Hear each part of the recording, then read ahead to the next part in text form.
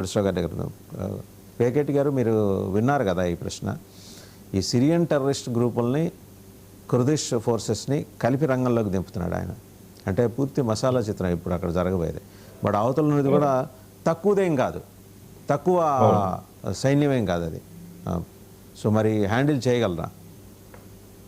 అంటే మనం కొంచెము మనము కొన్ని రక్త బీజుడు గురించి మనం అర్థం చేసుకోవాలండి.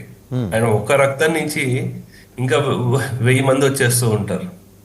సో ప్రస్తుతము ఐఆర్జీసీలో సక్సెషన్ ప్లానింగ్ కూడా అలాగే ఉంది.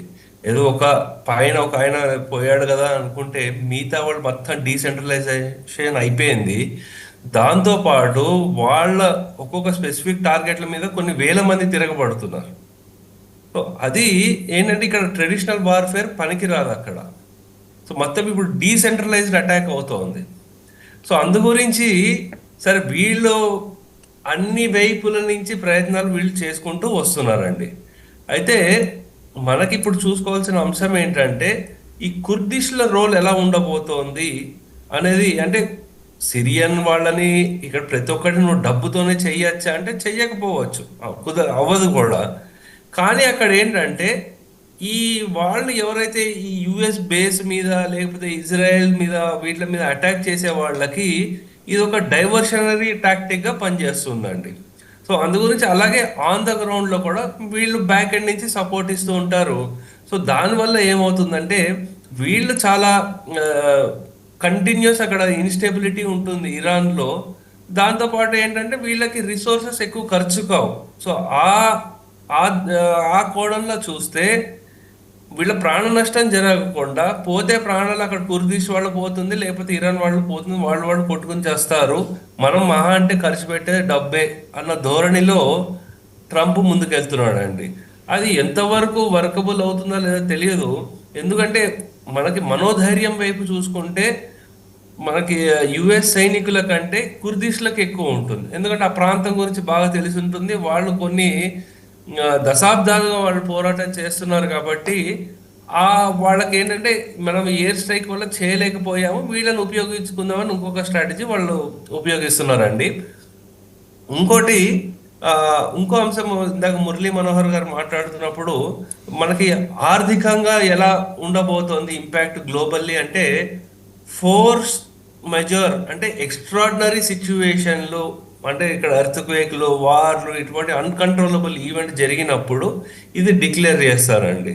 సో ఇవి ఆల్రెడీ డిక్లేర్ చేసేసారు కొన్ని కంపెనీలు: Qatar energy, Petronet LNG, GAIL India, Kuwait petroleum, Bengaluru refinery. దీనివల్ల ఏమవుతుందంటే ప్రైజెస్ డబుల్ అయిపోతుంది. గ్లోబల్ ఎల్ఎన్జీ ప్రైజెస్ అయితే డబుల్ అయిపోయాయి. సో అలాగే మీరు ఆయిల్ పంపిస్తున్నప్పుడు దానికి ఒక ఇన్సూరెన్స్ ఉంటుంది, ఇన్సూరెన్స్ కాస్ట్ ఒకటి ఉంటుంది. అది విపరీతంగా 3 రెట్లు 4 రెట్లు అయిపోయింది. సో అందు గురించి ఏంటంటే ఈ ఇన్ఫ్లేషన్ కూడా ఇది యుద్ధం ఇంకా పెరుగుతున్న కొద్దీ ఈ రిస్కులు పెరుగుతూ ఉంటుంది. అలాగే మనకి ఈ గల్ఫ్లోంచి ఫర్టిలైజర్లు, అల్యూమినియంలు ఇవన్నీ కూడా వస్తాయి. వీటి ఇంపాక్ట్ కూడా మన మ్యానుఫ్యాక్చరింగ్ ఇండస్ట్రీ మీద ఉండబోతుందండి. సో కొంచెం ఇది అంటే ట్రేడ్ పరంగా జరుగుతున్న నష్టంగా కాకుండా చూసుకున్న ఈ నష్టం తాలూకు లాంగ్విటీ చూస్తుంటే కొంత భయాందోళన. ఇప్పుడు నిన్నటికి చూసాం, గ్యాస్ సిలిండర్స్ ప్రైస్ని అమాంతం పెంచేశారు. గ్యాస్ కంపెనీలు 55 రూపీస్ అది డొమెస్టిక్ కన్జ్యూమర్స్కి, కమర్షియల్ సిలిండర్స్కి 115 రూపీస్ చొప్పున పెరిగినాయి. సో ఇది ఇక్కడితో ఆగుతుందా, లేకపోతే పెట్రోల్ ధరలు పెరిగే దిశగా నడుస్తుందా? ఈ అనుమానం ఉంది ప్రసాద్ గారు. దాని మీద నిన్న అబ్బాయి ఏం పర్లేదని చెప్పేసి ఆయిల్ కంపెనీలని మాట్లాడే కానీ బట్ ఆ సందేహం అయితే ఉంది. మీరేమంటారు? అంటే ఒకటి, it is very very clear, ఇక్కడ జరుగుతున్న యుద్ధం వల్ల వాళ్ళకి ఇంకా ఆప్షన్ లేకుండా పెంచాల్సి వచ్చింది. సో మనమే కాదు, యావత్ ప్రపంచంలో ఇంకా ఎక్కువ పర్సంటేజ్లు అయితే పెంచేస్తున్నారు. సో ఈ ఇంపాక్ట్ ని ఉట్టి ఏదో భారతదేశం ఒక్క మీదనే పడుతోందని కాదు, యావత్ ప్రపంచం మీద పడుతోంది. సో అందు గురించి ఈ యుద్ధం ఇంకా పెట్రోల్ ప్రైసులు పెరుగుతుందంటే పెరగచ్చు. సో దాంట్లో మనము చెప్పలేము.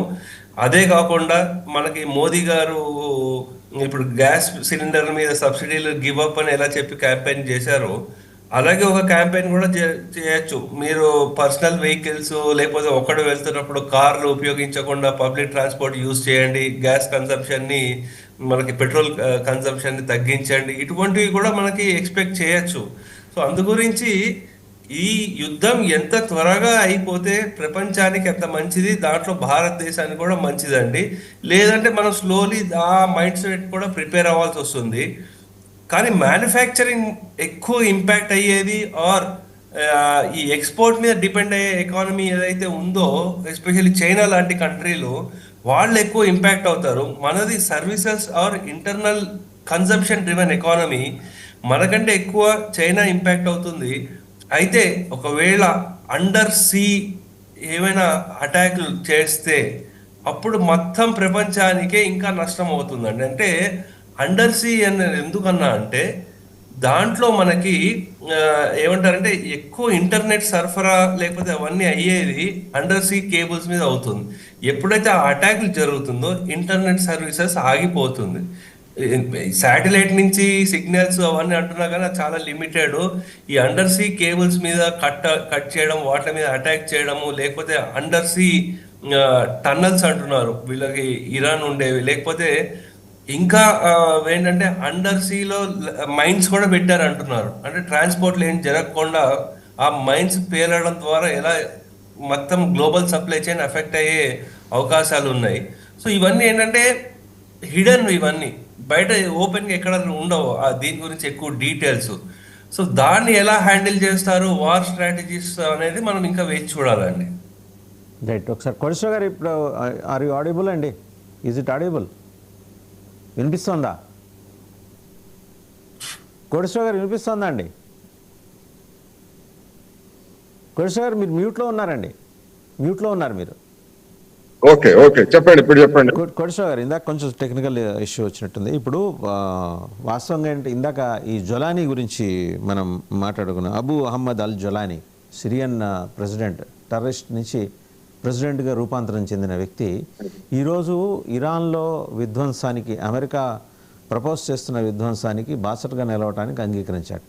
ఈ కుర్దిష్ ఫోర్సెస్తో కలిసి అతను ఈ ఇంటర్నల్గా ఒక సివిల్ వార్ చెలరేగటానికి, అంటే అతన్ని బెదిరించారు. నువ్వు మాకు సపోర్ట్ చేస్తావా, లేకపోతే షేక్ హసీనాలా అయిపోతావా? నేను సపోర్ట్ చేస్తాను, ఎందుకంటే వాళ్ళు ప్రతిష్టాపించిన ప్రభుత్వమే కాబట్టి. ఒకప్పుడు $10 మిలియన్ అతని తల మీద వెలకట్టిన అమెరికా అతను ప్రెసిడెంట్ చేసింది. ఇవాళ అతను గనక రంగంలోకి దిగితే అతనుకున్న వార్ స్ట్రాటజీస్ ప్రకారం ఇరాన్ని ఏ మేరకు ఇబ్బంది కలిగించకండి. ఇరాన్ని ఎవరు అంత తేలిగ్గా లొంగిపోయే దేశం కాదు, అంత తేలిగ్గా యుద్ధాన్ని నుంచి తప్పుకునే దేశం కూడా కాదు. ఏమంటారు కోటేశ్వర గారు?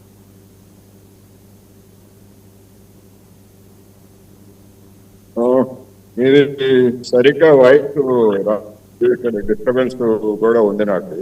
రైట్. ఒకటి, మన ప్రసాద్ గారు చెప్పినటువంటి అంశాన్ని ఒకటైతే నాకు స్పష్టంగా వినిపించింది. అంతర్గతంగా మన మీద పడేటువంటి ప్రభావం గురించి చెప్పారు. సరే, నేను దాని గురించి చెప్తాను. ఇప్పటికి యుద్ధం లేకుండానే 2022 నుంచి మన ప్రభుత్వము పెట్రోల్ ధరల్ని, డీజిల్ ధరల్ని స్థిరీకరించింది, పెంచలేదు, తగ్గించలేదు. 2022 ఏప్రిల్ మొదటి వారంలో $100 నుంచి $105 మధ్య రేటు ఉన్నప్పుడు నిర్ణయించినటువంటి ధరలు ఆ తర్వాత $64కి పడిపోయినా కానీ మన ప్రజలకి, ఎలాంటి వినియోగదారులకి రిలీఫ్ ఇవ్వలేదు.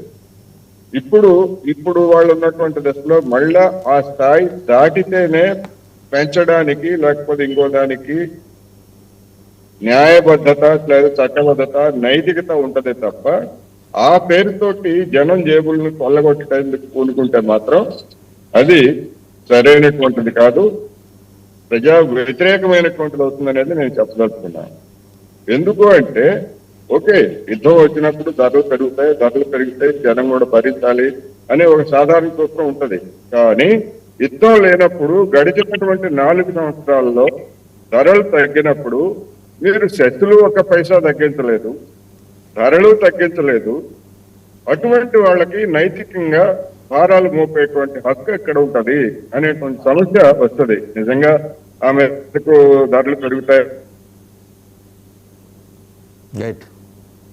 కొంచెం టెక్నికల్ క్లీన్స్ ఉన్నట్టుంది కోటేశ్వర గారు. అనేది ఇందాక చెప్పలేదు కదా, నరేంద్ర మోడీ అంటున్నారు. నరేంద్ర మోడీని ఎందుకు అంటున్నారు? ఈ దేశంలో తెల్లవారినా లేకపోతే పొద్దుగూకినా వర్షం పడినా ఎండ వచ్చినా ప్రతిదానికి ఆయన కారణం అనేటువంటి ప్రచారం జరుగుతూ ఉంది. అటువంటప్పుడు ఒక బ్రిక్స్ దేశాధినేతగా ఇవాళ మనం 2026లో మంది ఆ బ్రిక్స్ దేశాధినేతగా మరి ఒక పెద్ద దేశమే కదా ఇరాన్, ఏంటి వైఖరి? ఏదో ఒక వైఖరి బ్రిక్స్ తరఫున ప్రకటించాలా లేదా?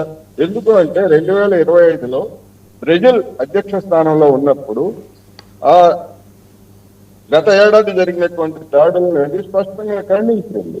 ఇప్పుడు